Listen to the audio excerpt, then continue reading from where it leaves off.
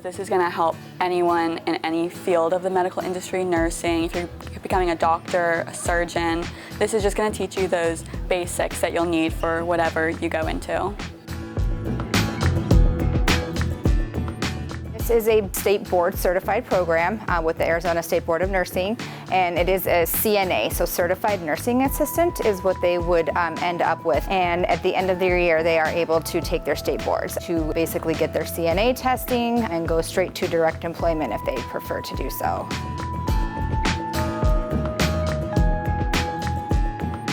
I'm interested in being a nurse, so my counselor told me about this program and that it would prepare me for college and just for nursing in general. We've learned CPR, basic vital signs, and how to move and transfer patients and clean them. Start typically the year with what we call a boot camp. We learn the ethics and laws behind healthcare. We learn delegation as far as the scope of practice for a CNA. And then we also learn each body unit, so we do anatomy and physiology. Medical terminology is something else that we get, and then again those hands-on skills that they would learn in the actual medical care setting.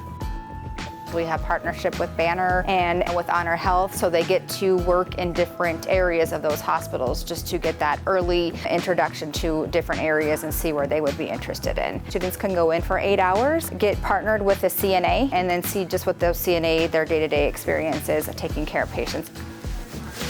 We do partner with 2 long-term care facilities here, also one in South Scottsdale and then one in North Scottsdale. We do allow our students, they spend about 25 hours there. We typically go in about January and about the end of April, and they learn bedside manner, dealing with the patient, getting to do things like feeding them, assisting to wheelchair.